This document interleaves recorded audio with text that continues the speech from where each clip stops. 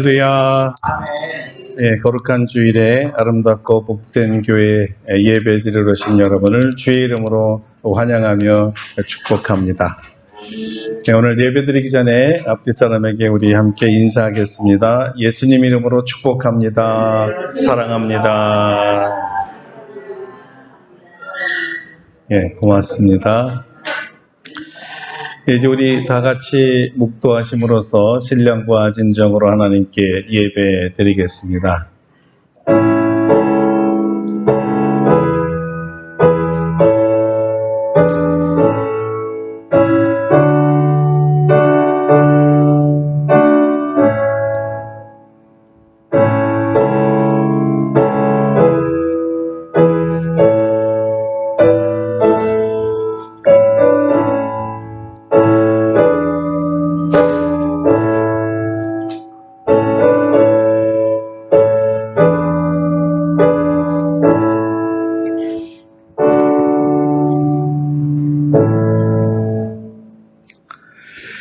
하나님이 말씀하시기를 말세에 내가 내 영을 모든 육체에 부어주리니 너희의 자녀들은 예언할 것이요 너희의 젊은이들은 환상을 보고 너희의 늙은이들은 꿈을 꾸리라.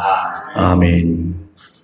거룩하신 하나님, 우리로 주님의 성전에 오게 하시고 주의 이름을 높이며 예배할 수 있도록 허락하시니 감사드립니다.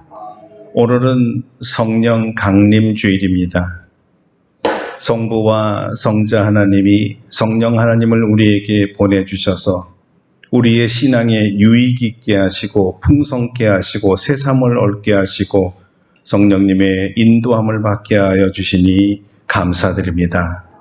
내 안에 계신 성령님 늘 중심으로 모시고 성령님의 음성을 따라 살아가는 성령 충만한 삶이 되게 하여 주시옵소서. 오늘도 우리 예배를 기뻐 받으시고 우리에게는 성령을 한량없이 내려 주시옵소서. 예수님의 이름으로 기도드립니다. 아멘. 이제 다 같이 일어나셔서 1장으로 하나님께 영광 돌리겠습니다. 찬송가 1장입니다.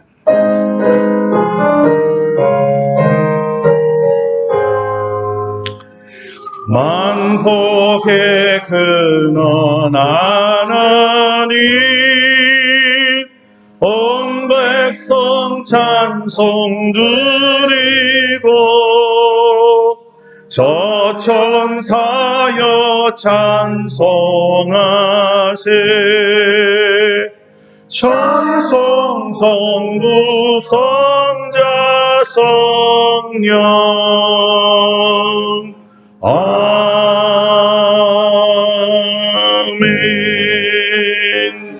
성시교독 135번 성령 강림입니다. 주보를 참조하시면 좋겠습니다.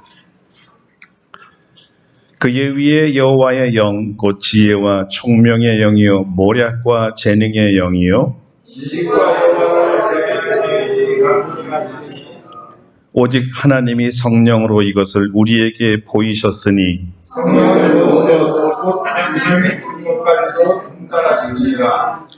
내가 아버지께 구하겠으니 그가 또 다른 보혜사를 너희에게 주사 영원토록 너희와 함께 있게 하리니 진리의 영이라. 보혜사 곧 아버지께서 내 이름으로 보내실 성령 그가 너희에게 모든 것을 가르치고 내가 너희에게 오직 성령이 너희에게 임하시면 너희가 권능을 받고 예루살렘과 온 유대와 사마리아와 땅끝까지 이르러 내 증인이 되리라 하시니라. 아멘. 침묵으로 참회의 기도를 드립니다.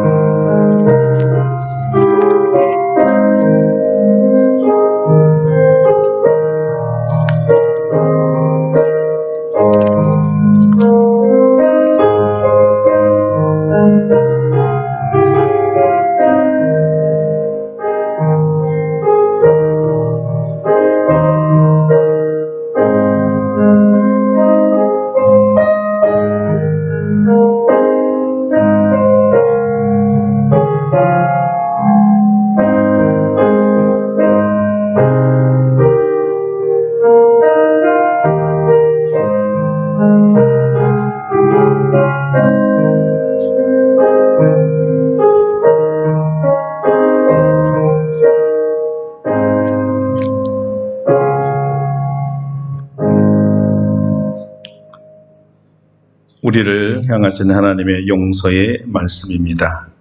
작은 자야, 내 죄사함을 받았느니라. 아멘. 사도신경으로 우리의 신앙을 고백합니다. 나는 전능하신 아버지 하나님 천지의 창조주를 믿습니다. 나는 그의 유일하신 아들 우리 주 예수 그리스도를 믿습니다.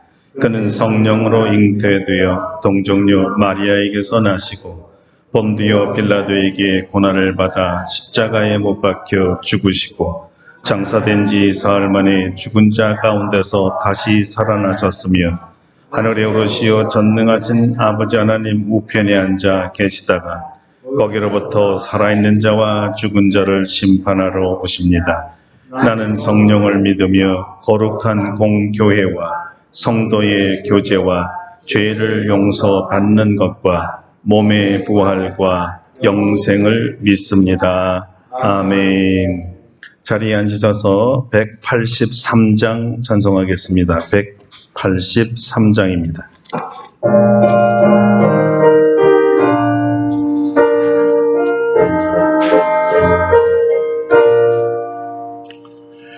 빈들의 마른 꿀같이 시들은 나의 영혼 주님이 약속한 성령 간절히 기다리네 가물어 메마른 땅에 단비를 내리시듯 성령의 단비를 부어 새 생명 주옵소서 반가운 빗소리 들려 산천이 춤을 추네 봄 빌어 내리는 성령 내게 더 주옵소서 가물어 메마른 땅에 단비를 내리시듯 성령의 단비를 부어 새 생명 주옵소서 절 따라 우러를 내려 조목이 무성하니 갈급한 내 심령 위에 성령을 부소서 가물어 메마른 땅에 단비를 내리시듯 성령의 단비를 부어 새 생명 주옵소서 참되신 사랑의 언약 어길 수 있사오랴 오늘의 흡족한 은혜 주실 줄 믿습니다. 가물어 메마른 땅에 단비를 내리시듯 성령의 단비를 부어 새 생명 주옵소서.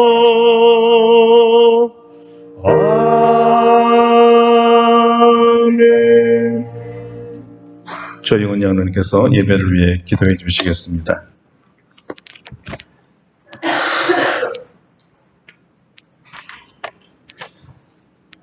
사랑하는 풍성하신 아버지 하나님, 오늘도 우리를 사랑하셔서 주일을 구별하여 지킬 수 있도록 도와주시고 하나님께서 주신 성전에서 하나님께 예배드릴 수 있도록 인도하여 주시니 감사드립니다.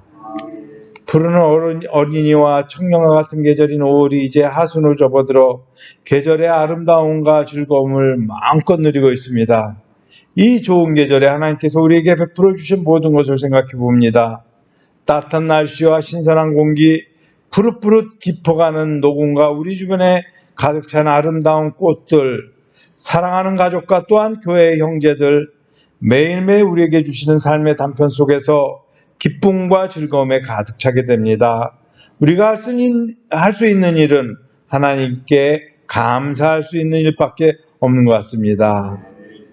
하지만 저희들은 지나온 세월을 돌아볼 때 하나님의 마음을 아프게 하고 우리 주변의 많은 사람들의 가슴을 상하게 한 일이 너무나 많습니다. 이 시간에 저희들이 알고 지은 죄, 모르고 지은 죄를 하나님 앞에 내려놓고 회개합니다.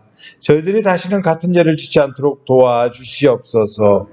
저희들의 모든 죄를 예수 그리스도의 보혈로 깨끗하여 주시옵소서. 저희들을 받아 주시옵소서. 이 예배가 저희들이 신령과 진정으로 드린 예배가 되고 하나님께서 감동한 예배가 될 수 있도록 인도하여 주시옵소서. 우리 교회는 아직 규모가 작고 교인 수가 많지 않지만 하나님을 사랑하고 교인들을 사랑하는 신실한 교인들이 모인 하나님이 기뻐하시는 신앙 공동체입니다. 또한 우리 교회는 대부분의 교인들이 부부와 함께 교회에 나오고 있습니다. 하나님께서는 저희들에게 일남일녀 짝을 이루어 가정을 이루게 하셨습니다. 하나님께서 가장 좋은 짝을 만나 부부의 연을 맺게 하셨으니 하나님께서 하나가 되게 하신 것을 아무도 갈라놓을 수 없을 것입니다. 바라옵기는 현재 커플을 이뤄 생활하고 있는 부부에게는 장수와 건강의 복을 허락하셔서 백년해로 할 수 있도록 도와주시옵소서. 여러 가지 이유로 홀로 생활하고 있는 성도들도 예수님께서 찾아와 함께 동행하여 주시옵소서. 자녀들에게 큰 복을 내려주셔서 아름답고 행복한 가정이 다 될 수 있도록 축복하여 주시옵소서. 저희들이 나이가 들어가고 나이가 들어감에 따라 모든 육체가 약해지고 병이 오는 것은 정해진 이치입니다. 우리 교회에도 연로한 분들이 많이 계시는데 그분들마다 약한 부분과 병을 가지고 있습니다. 주님께서 사랑하여 주셔서 연로한 성도들이 하나님 만나볼 때까지 건강하게 살 수 있도록 인도하여 주시옵소서. 임낙규 장로님과 박영수 권사님이 하루하루 달라지는 건강으로 염려함이 큽니다. 주님께서 돌봐주셔서 생활하는데 불편함이 없도록 인도하여 주시옵소서. 수술 후 회복 중에 있는 처장남 집사님도 주님께서 안찰하여 주셔서 깨끗이 나을 수 있도록 도와주시옵소서. 오늘도 주님께 예배드릴 때 한마음 한뜻으로 오직 주님만을 바라볼 수 있도록 도와주시옵소서. 하나님께서 우리에게 주신 말씀을 준비하신 목사님에게 성령의 능력을 충만하게 부으셔서 생명과 은혜가 풍성한 말씀 선포할 수 있도록 도와주시옵소서. 하나님의 말씀을 받는 모든 성도들 아멘으로 화답할 때 모두 은혜 받고 변화 받고 새로움을 받는데 조금도 부족함이 없도록 인도하여 주시옵소서. 오늘도 주님께서 예비하신 모든 은혜를 다 받아 누리기를 바라와서 이 모든 말씀 우리를 사랑하신 예수님 이름으로 기도드립니다. 아멘.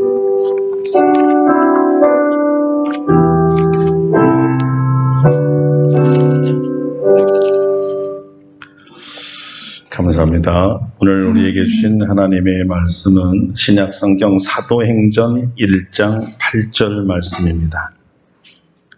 사도행전 1장 8절 말씀 한 절만 읽도록 하겠습니다.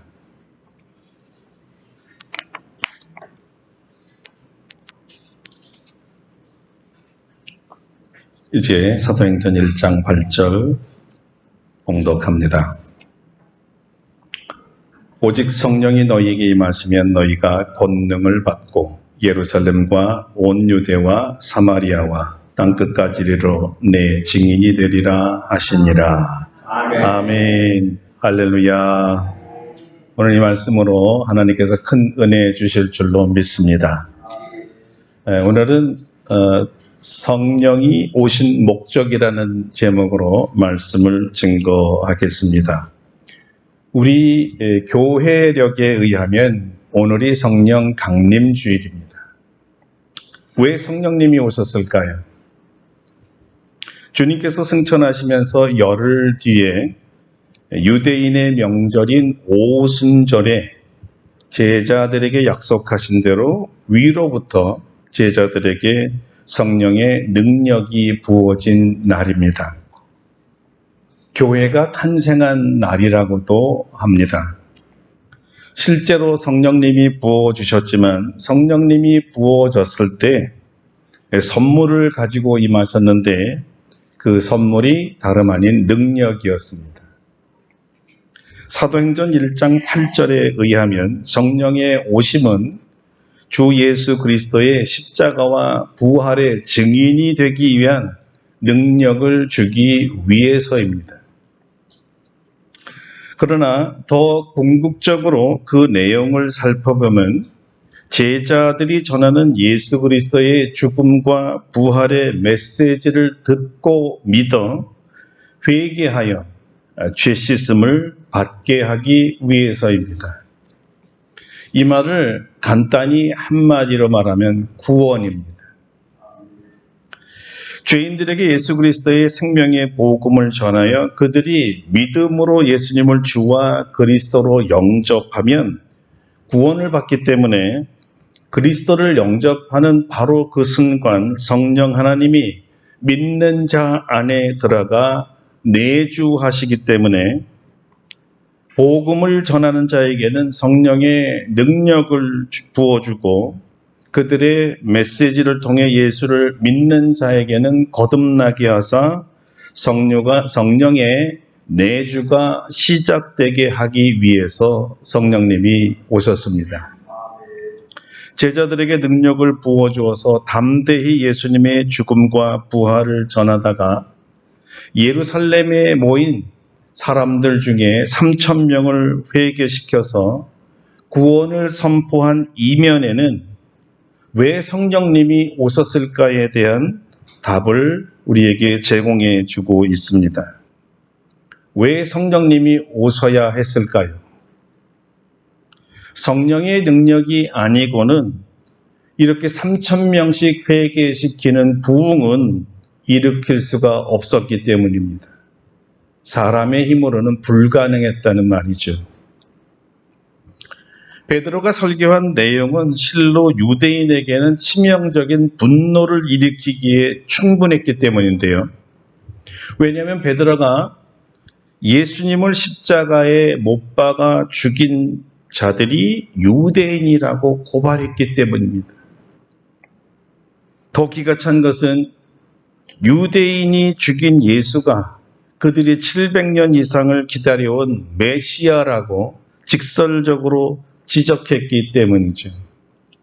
한마디로 말하면 유대인들이 살인죄를 지었다는 것이고 유대인들이 살인죄를 지었다는 것을 가만히 더 살펴보면 예수님은 그들이 기다리던 메시아와 왕이시면서 하나님의 아들이시기 때문에 하나님이라는 말보다는 다시 말하면 살인죄가 아니라 살신죄가 되겠죠.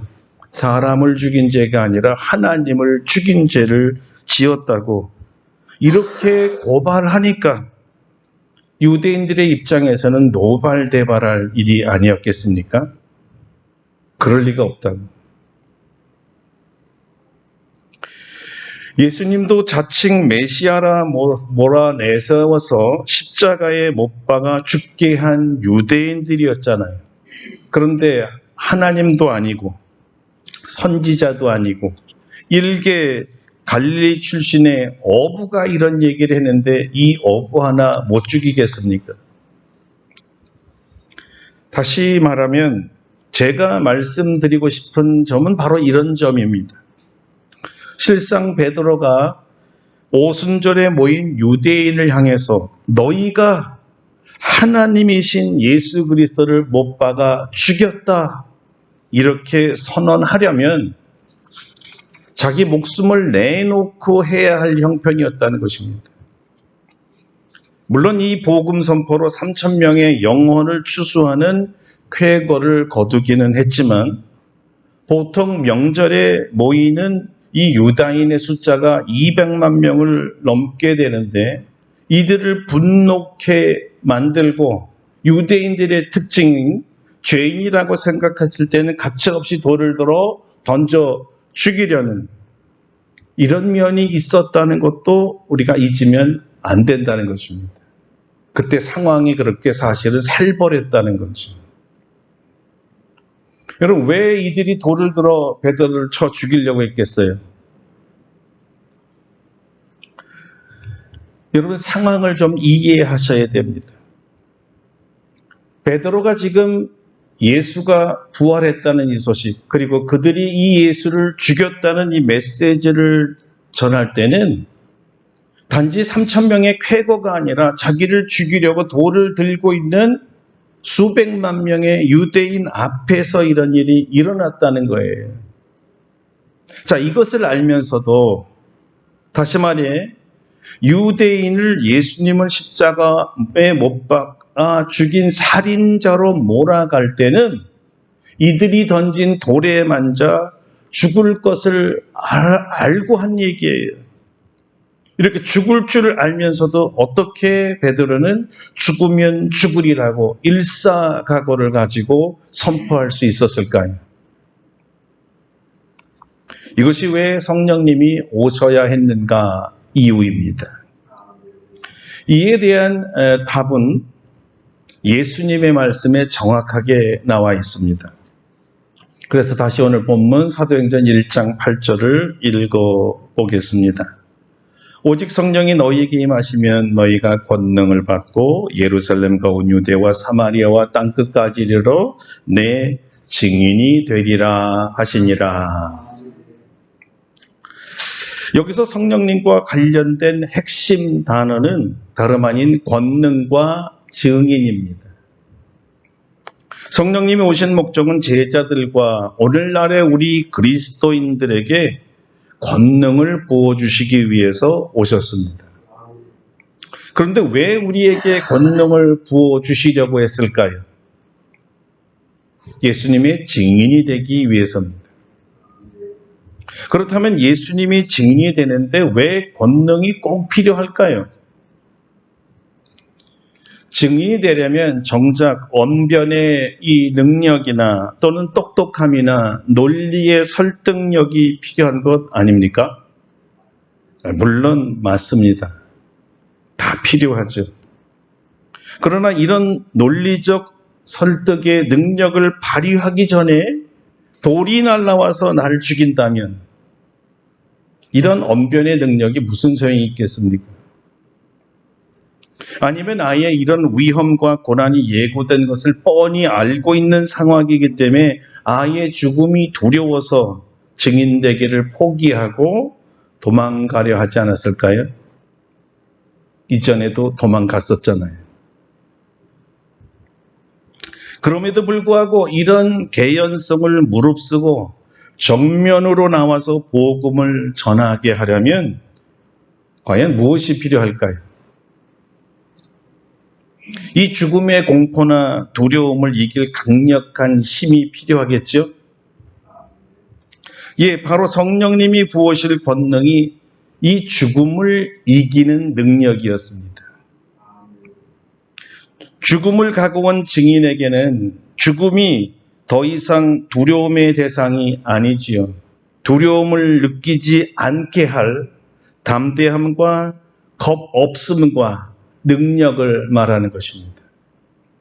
얼마나 강력한지 당신은 죽음을 이기는 힘이라고 했고 그래서 부활의 능력이라고 말하기도 했는데 결국 사람이 가질 수 없는 신적 능력이라고 말하게 된 것입니다.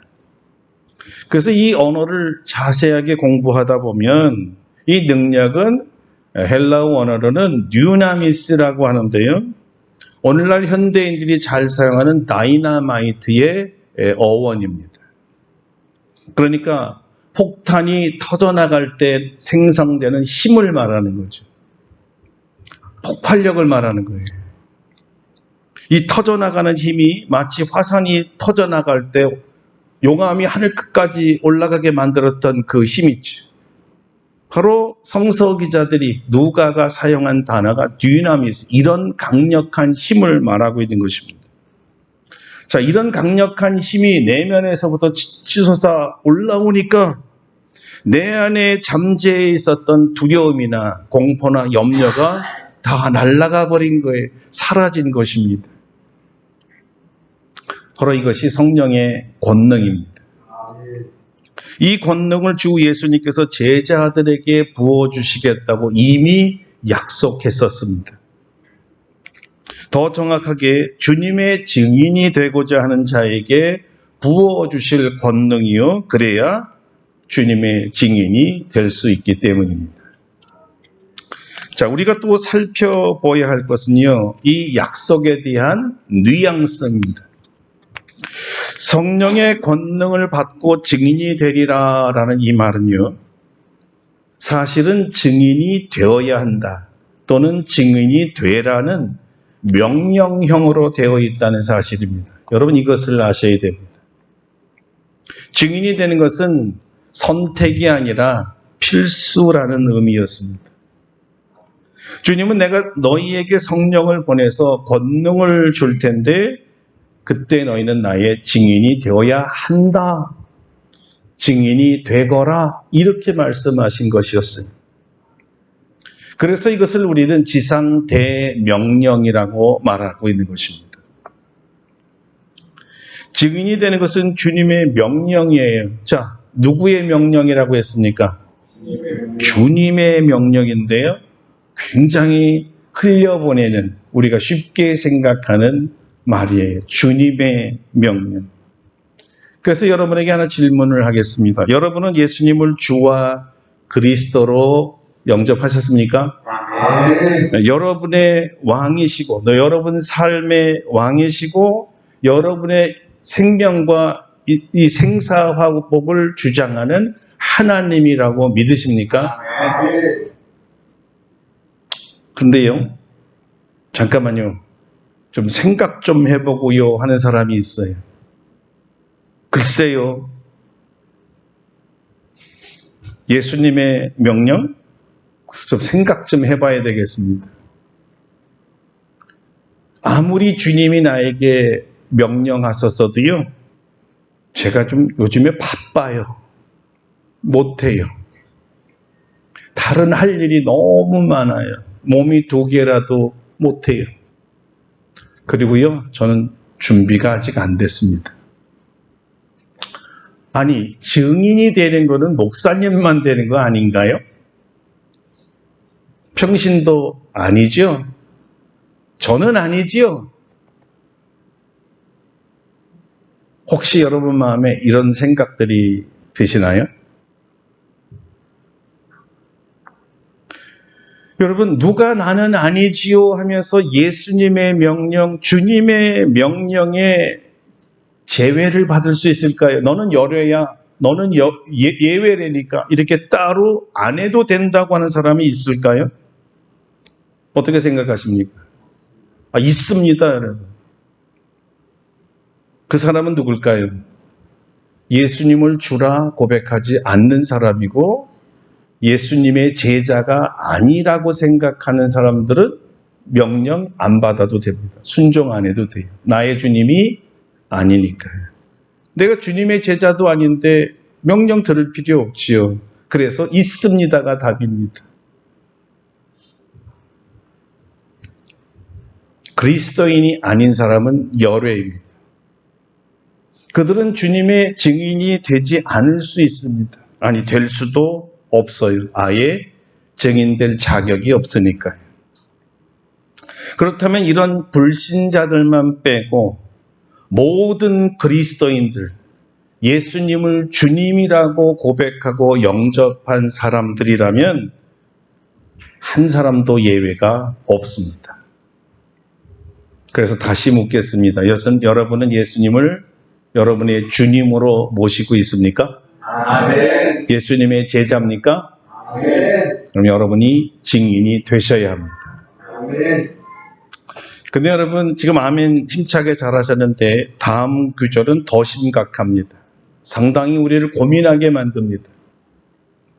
증인되는 것 자체가 그것 자체가 충격적일 수 있고 예외받고 싶고 주님의 명령이라고 하니까 그냥 마지못해 순종해야만 할 것 같고 불편해요, 마음이.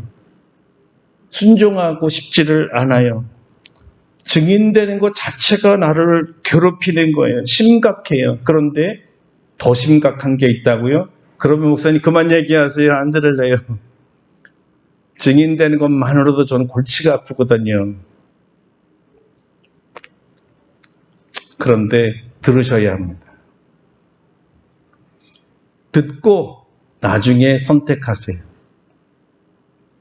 순종할 것인지 불순종하실 것인지 말입니다. 제자로서 증인이 될 것인가 말 것인가 이 선택은 마치 햄릿이 살 것인가 죽을 것인가 이 고민과 아주 유사합니다. 비슷한 고민일 수가 있어요. 예수님께서 내 증인이 되라는 말씀에서 증인은 그 당시에 자기 자신을 신적 진리에 증언하도록 부름받은 증인으로 생각해서 역경과 고통을 감수하고 시련의 상태를 수용하면서 어떤 상황에서도 흔들리지 아니하고 진실성을 입증하거나 증거했던 사람을 증인이라고 불렀습니다. 줄여서 말하면 이런 겁니다. 죽음을 각오하고 자기의 신앙을 증거하는 사람이죠. 모든 증인이 그들의 신앙의 대상, 다시 말하면 예수 그리스도와 그의 십자가에서의 죽음과 부활의 증인이면서 메시아이며 구세주이시고 하나님이라는 이 신앙을 지키다가 다 죽임을 당한 것은 물론 아닙니다. 하지만 예수님과 예수님의 증인이 되다가 죽음을 당한 사람이 많았는데 그 사람들을 훗날에 우리는 순교자라고 불렀습니다. 주님의 증인과 순교자의 공통점은 주님의 증인이 되기 위해서나 순교자가 되려면 하나님의 힘, 성령 하나님이 부어주시는 이 죽음을 이기는 권세를 받아야 했다는 것입니다. 이런 면에서 많은 분들이 주님의 증인과 순교자가 같은 의미라고 받아들였던 것 같습니다. 증인이란 단어가 마르투스라고 헬라어는 말하는데 훗날의 순교자를 마터라고 합니다. 어원이 바로 마르투스, 증인이기 때문입니다. 그래서 증인은 순교자고 순교자는 증인이라고 생각하기가 쉬웠던 거죠. 이런 논리를 펴는 이유는 주님께서 내 증인이 되라는 숨은 의미 중에 이런 의미가 포함되어 있기 때문입니다. 심각합니다. 너는 나의 증인이 되다가 죽을 수 있다. 순교자가 될 수 있다. 이런 의미거든요. 심하게 말하면 이 문장이 명령형으로 되었다는 것을 감안할 때 너는 나의 증인이 되다가 죽어라. 굉장히 심한 내용이 포함되어 있다는 거죠.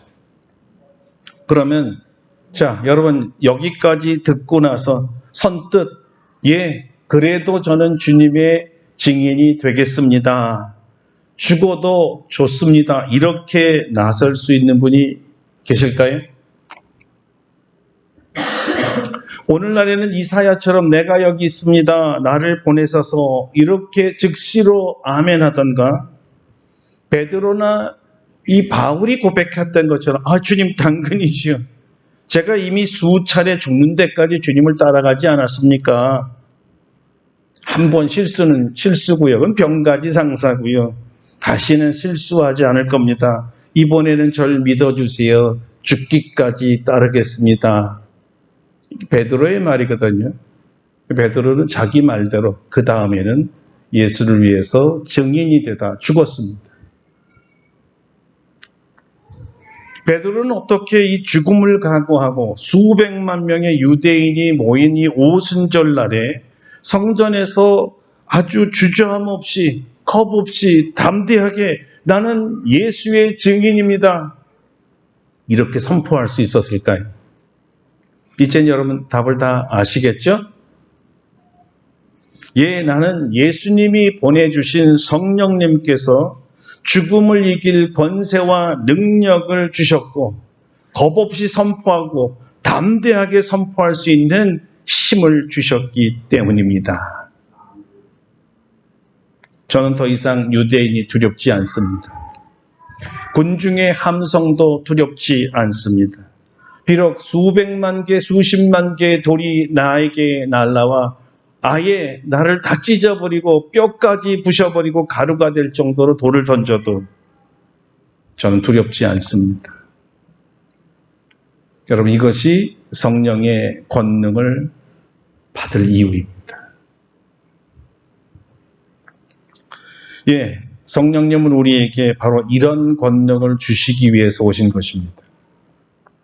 죽음의 두려움을 이길 권세를 주시기 위해서 오셨습니다. 예수님의 떳떳한 증인이 되게 하시려고 오셨습니다. 모든 사람들에게 예수님은 주와 그리스도이심을 알게 하고 믿게 하고 성령을 받아 예수님의 새 사람이 되게 하려고 오셨습니다. 성령의 권능을 받은 사람은 이 베드로가 유일했을까요? 아닙니다. 베드로부터 시작된 이 증인을 위한 이 권능의 부음을 받은 같은 동료들이 많았습니다. 10사도들이 받았고요. 함께 마가의 다락방에서 기도했던 120명이 모두가 받았습니다. 그리고 한결과 같이 모두 주님의 증인이 되었습니다. 교회의 핍박으로 예루살렘에서 온 유대와 사마리아와 이방인의 세계로 나가면서 가는 곳마다 주님의 증인이 되어 예수 그리스도의 이 죽음과 부활을 선포했습니다.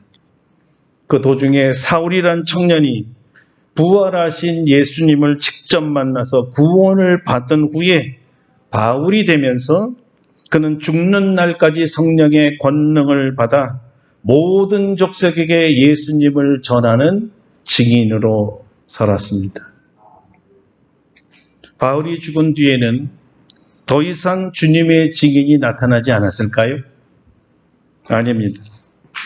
여러분, 성경이 이 파피루스라는 그 옛날 종이에 두루마리로 만들어지기도 하고 또 때로는 가죽으로 만들어졌는데요. 이러한 물리적인 이유 때문에 주님의 증인들을 그곳에서 다 기록하지를 못했을 뿐입니다. 만약에 그들이 오순절날부터 시작해서 이 성경을 썼던 그 시간까지 기록을 했다면, 다시 말해서 두루마기가 충분했다면 아마 수백만 명, 수천만 명의 이름이 기록되지 않았을까요? 단지 성경에 나와 있는 증인들만이 아니라 계속해서 주님의 증인들이 2000년까지 나왔기 때문에 아마 기록하는 서기관이 있다면 지금도 그는 기록 중일 겁니다. 저는 만약에 그런 책이 지금까지도 있다면 그야말로 우리에게 영광이라고 생각이 됩니다. 바라기는 제 이름과 여러분의 이름이 그 기록책에 기록되기를 축원합니다. 마지막 날에 주님께서 이 책을 만약에 있다면 이렇게 펴시면서 우리 이름을 하나하나 호명할 것 같아요. 그러면서 이런 말을 하시겠죠. 무슨 말을 하실까요? 착하고 충성된 종아, 고맙다. 난 네가 너무 자랑스럽다. 내 잔치에 참여하자꾸나. 이런 말을 하지 않으실까요? 그런데 여러분, 그런데요, 왜 이런 것을 다 알고도 우리는 성령의 권능을 받으려 하지 않을까요? 왜 우리는 여전히 이 말씀을 들으면서도 애써서 의도적으로 성령이 오신 목적을 부인하려고 하고 모르는 채 할까요? 아직 이해가 안 된 것 같이 표정을 지을까요? 왜 성령의 능력을 달라고 기도하지 않을까요? 여러분, 질문이 좀 이상한가요? 그렇다면 이렇게 바꿔서 한번 질문해 보겠습니다. 여러분은 성령의 권능을 구하고 계십니까? 너무나 감사하게 구하는 분이 계시네요. 네, 감사하죠? 주님의 증인이 되게 해달라고 기도하고 계십니까? 성령의 능력은 구하는데 증인이 되기지는 않다. 상당히 모순적이죠. 죽음과 같은 박해를 이길 용기와 힘을 달라고 기도하고 계십니까? 자, 이 질문에 여러분 대답해 주시지 않겠습니까? 속으로라도 대답해 주세요. 자, 그 이유는 역시 주님의 증인이 되려면 죽음과 같은 고난을 받는다고 했으니까 그것이 두려운 거 아닐까요? 난 그렇게까지는 못하겠는데요. 아니면 죽음에 대한 두려움보다도 증인 자체가 되는 것이 싫어서 주님의 명령에 거부하는 항명을 일으키는 거 아닙니까? 축복과 명예와 영광과 건강과 장수와 부귀를 가져다 주는 명령이면 이거 완전히 꽃길인데 이런 거면 몰라도 박해가 있고 고난이 있고 돌이 날라와 죽을 수도 있고 이런 것이 온다면 이거는 좀 곤란한데요. 저는 평강을 원하지 고난을 원하지 않습니다. 이 이유 때문에 증인되기를 거부하고 증인되지 않으려고 성령의 권능을 구하지 않는 거 아니겠습니까? 성령의 권능을 구하면 증인이 되어야 되니까 그 무시무시한 거를 저는 못하겠어요. 아예 구하지 않는 거 아닐까요? 사랑하는 하나님 아버지가 자녀에게 이런 모진 일을 하라고 원하시는 것은 아닐 거야. 손살이하면서 은근히 이 명령을 거절하지는 않을까요? 그럴 리가 없어. 어떻게 사랑하는 아들 보고 죽으라 그래? 정말로 아이러니컬하게도요. 현대에 전도하는 자들, 전도에 열심을 내는 자들이 있어요. 같은 현대 사회에 같은 상황 속에 사는데도 여전히 현대인들의 이 눈빛을 자기를 바라보는 눈빛, 조롱의 눈빛을 보고 자기를 무시하는 모습을 보고 아예 저 사람은 무지해서 그래, 무지의 취급도 받고 세상에 오늘날에도 저렇게 예의 없이 떠들어대나 예의를 찾고 이런 사람들을 보면은 어때요? 그냥 우리가 문전박대하거나 아예 눈도 쳐다보지도 않거나 마주보기도 싫고 저런 사람들이 오늘날에도 있어 이런 취급을 하죠. 그 사람들은 대개 누굴까요? 민망하게도 이단들입니다. 그걸 다 감수하고 여전히 똑같은 우리 개신교 일반 기독교하고 똑같은 상황 이 세상에 같은 2024년에 사는데도 그들은 여전히 전도에 열심을 품고 있어요. 어쩌면 문자 그대로 어떤 박해와 역경과 고난을 감수하면서 아주 저돌적으로 이단들은 우리들에게 전도해 오고 있습니다. 그 개중에는 개신교 목사들만 주로 전도의 타겟으로 잡고 전도하는 사람도 굉장히 많습니다. 저도 문서, 편지, 이메일 수시로 공격을 받고 있습니다. 주로 어떤 집이나 아파트에 방문해서 교회에 교패가 붙어있는 그 집만 방문하는 그리스도인들만 찾아다니면서 전도하는 이단들도 있습니다. 그리고 여러분이 흔히 볼 수 있는 것처럼 거리에 나와서 아주 떳떳하고 당당하게 부끄러움 하나 없이 어쩌면 공격적이다시피 아주 강렬한 어조로 자기들의 교리를 전하는 이단자들 많이 볼 수 있습니다. 우리 성도들, 한국의 건전한 개신교 교회와 성도들은 뭐 하고 있죠? 없다는 얘기가 아닙니다. 같이 이렇게 전도하는 사람이 있긴 있는데요. 참 찾아보기 힘든 시대가 되었습니다. 여러분, 이런 추세로 가면요, 교회가 점점 사라질 것이고 성도들 줄어들 것은 뻔합니다. 최근에 절대 우리는 미달이라는 것이 없습니다 자랑하던 신학교들, 그 교단의 신학교들이요, 수치스럽게도 미달이란 불명의 딱지를 공유했다고 합니다. 아주 장자교단이라고 하던 이런 교단까지도 올해는 미달이었대요. 더 이상 신학교에 지나는 사람들이 없어지기 시작한 겁니다. 제가 20여 년 전에 영국의 마틴 로이드 존스 목사님이 세운 한 학교를 알고 있는데요. 우리 웨일즈의 맨 서쪽 지방입니다. 뭐 우리로 얘기하면 태안반도 정도 뭐 그렇게 보이는데요. 거기 신학교가 제가 오기 바로 전에 폐교가 됐습니다.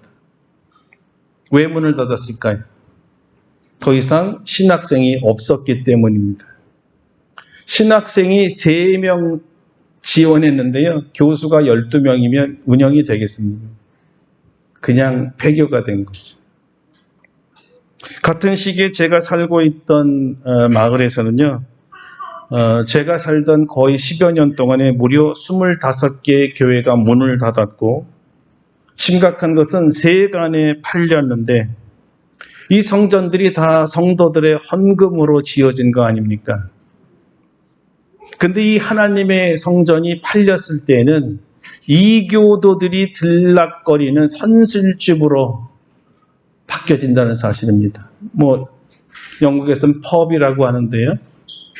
선술집이에요.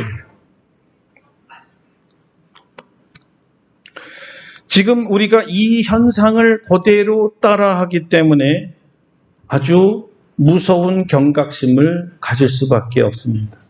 많은 교회가 올해 문을 닫았습니다. 왜 그럴까요? 많은 이유가 있지만 절대적인 한 요인은 우리에게서 전도가 사라져가기 시작했기 때문입니다. 더 이상 주님의 증인이 되려고 하는 사람들이 점점 없어져 간다는 사실이죠. 유럽은 교회가 없어질지 모르지만 대한민국, 하나님이 보호하사 우리 만세인 대한민국은 절대 이런 일이 일어나지 않습니다. 아멘. 라고 장담할 수 있겠어요? 그러고 싶죠. 저도 그렇게 되기를 소망합니다. 그러나 영국이 이렇게 쇠퇴해 갈 때 똑같은 얘기를 제가 했는데요. 영국은 쇠퇴해도 한국은 절대 하나님이 붙들고 있기 때문에 우리는 쇠퇴하지 않는다. 그랬더니 그 영국 친구가 이런 얘기를 해요. 우리도 너처럼 얘기했었어. 근데 현실을 보니까 교회가 다 무너지더라. 우리 소망이지 그건. 현실은 없어지더라. 여러분, 우리의 믿음, 우리의 희망, 우리의 기대와는 다르게 교회에는 쇠퇴해 가고 또 문을 닫고 있는 것이 현실입니다. 다시 한번 말합니다. 왜 그럴까요? 전도가 더 이상 없기 때문입니다. 그러니까 성령님도, 성령님의 능력도 우리가 필요 없는 것이겠죠. 전도를 원치 않는 사람들에게는 말입니다. 그런데 여러분, 이것을 기억해야 합니다. 요한계시록에 나오는 주님의 경고의 말씀입니다. 그러므로 어디서 떨어졌는지를 생각하고 회개하여 처음 행위를 가지라. 만일 그리하지 아니하고 회개하지 아니하면 내가 네게 가서 내 촛대를 그 자리에서 옮기리라.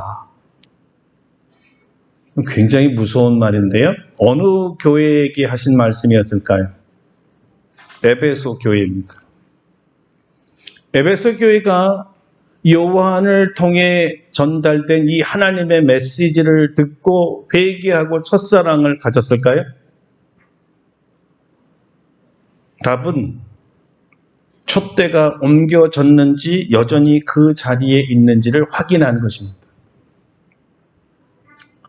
불행하게도 불과 얼마 지나지 않아서 에베소 교회는 문이 닫혔습니다. 너무 오랜 시절 동안에 거기에 예배가 없었고 말씀도 없었고 성도는 물론 없고 오직 사람 대신에 풀과 녹슴과 돌의 무너짐과 텅 빈 공간만 남아 있습니다. 관광지가 되어버렸어요. 무슨 뜻이죠? 촛대가 옮겨진 것입니다. 왜 계시록에 이 말씀이 기록되었을까요? 오직 에베소 교회만 들으라고 한 소리였을까요? 그렇다면 성경에 기록될 이유가 없었겠죠. 성경에 기록된 이유는 시대를 떠나 오늘날 우리 교회, 한국교회, 지구촌의 모든 주님의 교회와 성도들 그리고 자칭 주님의 제자들이라고 하는 자들에게 울리는 경종의 메시지였습니다. 전도하지 않으면 성령의 권능을 받지 않으면 우리 교회의 촛대가 옮겨집니다. 여러분 이것이 우리가 왜 성령의 권능을 받아야 할 이유입니다. 성령님이 오신 이유이고 오늘 주님은 이 자리에서 여러분에게 이렇게 명령하고 계십니다. 내가 보내는 성령을 받으라. 그리고 내 증인이 되라. 그리고 내 교회로 하여금 내 교회에 되게 하라. 내가 올 때까지, 다시 올 때까지 이 사명에 순종함에 멈추지 마라. 기도하겠습니다. 첫째는 성령을 구하지도 않고 받을 필요도 없다고 했던 우리의 무지와 불순종을 회개해야 됩니다. 나는 증인이 아니지요 라고 부인하고 싶은 마음을 회개해야 됩니다. 증인이 되어야만 성령의 권능을 구하게 되는데 스스로 증인이 아니라고 생각할 때 어떻게 성령의 권능을 구하시겠습니까? 회개하고 다시 증인이 되기 원하오니 약속하신 성령을 부어주셔서 주님 올 때까지 주님의 증인 되게 해달라고 다 같이 동성으로 기도하겠습니다. 주님, 우리의 죄를 회개합니다. 하나님의 말씀을 알면서도 주님의 원하심도 알고 주님의 명령도 알지만 우리는 애써 모르는 척, 무지한 척, 나와 상관이 없는 척, 나는 아닌 것처럼, 아니어야 하는 것처럼 고난이 싫고 핍박이 두려워서 죽음과 같은 상황을 받아들일 수 없어서 우리는 주님의 말씀에 불순종해 왔습니다. 주여 용서하여 주옵소서. 성령을 구하지도 않고 필요성도 느끼지 못했습니다. 그 결과 세계 기독교가 점점 줄어듭니다. 교회가 문을 닫습니다. 교회는 폐허가 되거나 선술집이 되거나 다른 이방인들의 놀이터가 되어가고 있습니다. 주여 용서하여 주옵소서. 증인되기 원합니다.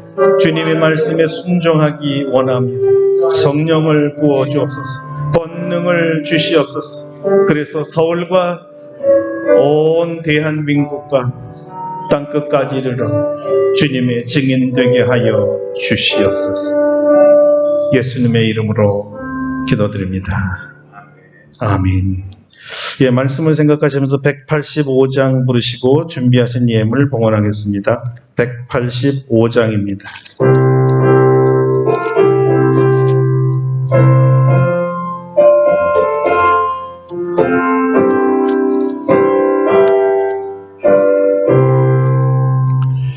이 기쁜 소식을 온 세상 전하세. 큰 환난 고통을 당하는 자에게 주 믿는 성도들 다 전할 소식은 성령이 오셨네. 성령이 오셨네. 성령이 오셨네. 내 주님 보내신 성령이 오셨네. 이 기쁜 소식을 온 세상 전하세. 성령이 오셨네. 만왕의 왕께서 저 사로잡은 자 다 구원하시고 장자유 주셨네. 승리의 노래가 온 성에 들리니 성령이 오셨네. 성령이 오셨네. 성령이 오셨네. 내 주에 보내신 성령이 오셨네. 이 기쁜 소식을 온 세상 전하세. 성령이 오셨네. 한없는 사랑과 끝이신 은혜를 늘 의심하면서 안 믿는 자에게 내 작은 입으로 거증하나리니 성령이 오셨네. 성령이 오셨네. 성령이 오셨네. 내 주님 보내신 성령이 오셨네. 이 기쁜 소식을 온 세상 전하세. 성령이 오셨네.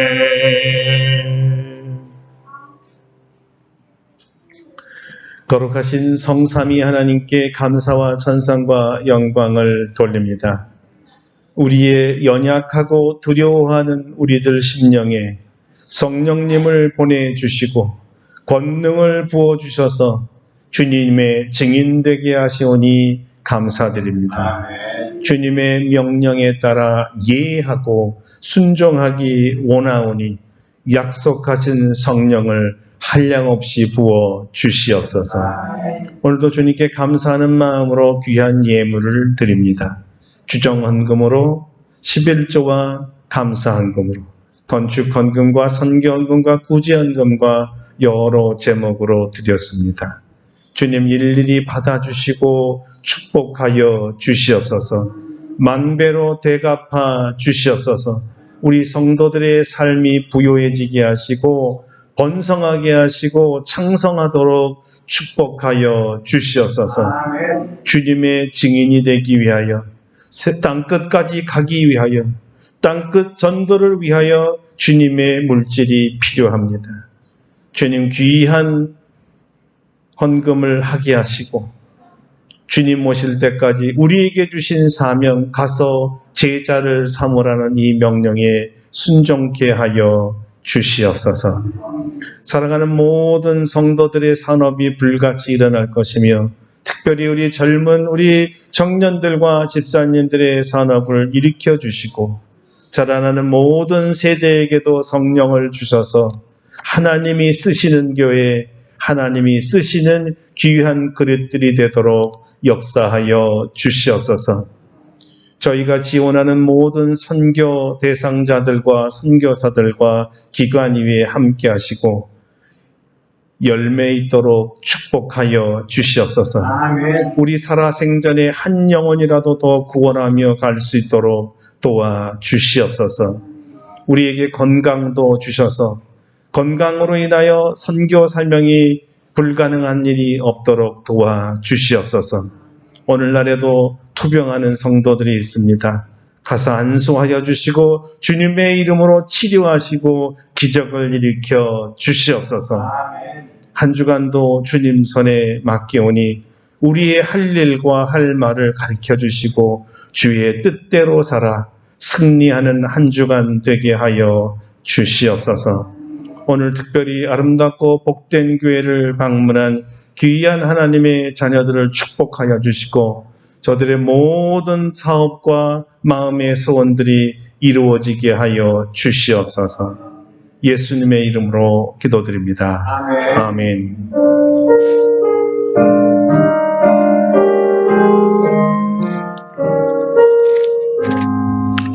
다 같이 일어나셔서 184장 부르시고 축도하고 예배를 마치겠습니다. 184장입니다.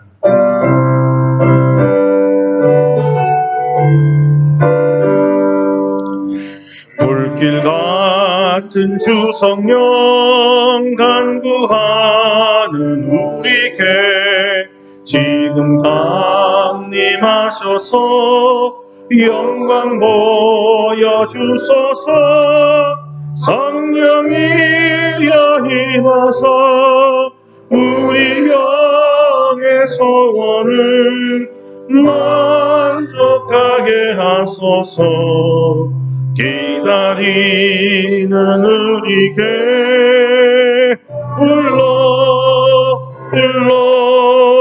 충만하게 하소서. 주의 제단 부리에 우리 몸과 영혼과 우리 가진 모든 것 지금 바치옵니다.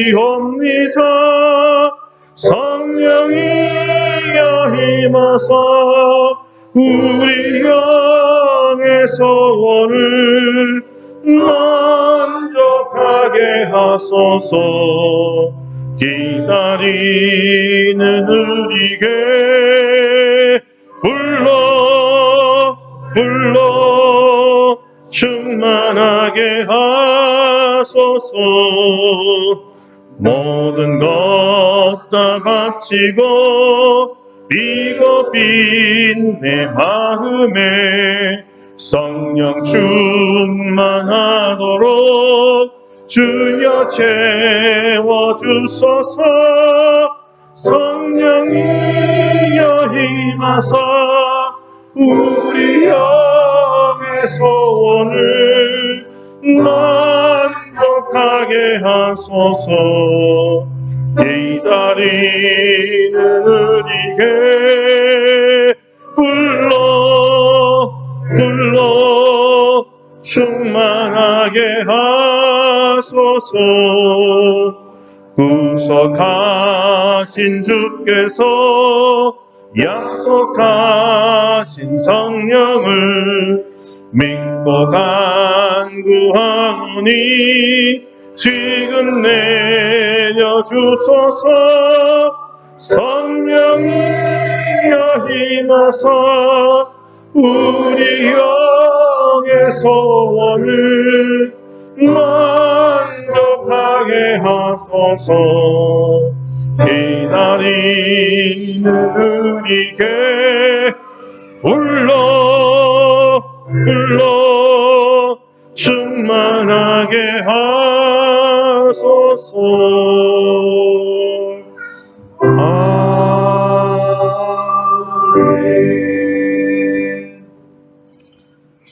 이제는 우리 주 예수 그리스도의 은혜와 하나님 아버지의 놀라우신 사랑하심과 성령의 교통하심이 주님이 명령하신 대로 예루살렘과 온 유대와 사마리아와 땅끝까지 이르러 주님의 제자가 되기를 원하여 성령 받기를 구하며 나아가는 사랑하는 모든 성도들 심령 위에와 우리 아름답고 복된 교회 위에와 세계에 흩어진 모든 주님의 제자들 심령 위에 이제로부터 영원토록 함께 하셨기를 간절히 축원하옵나이다. 아멘.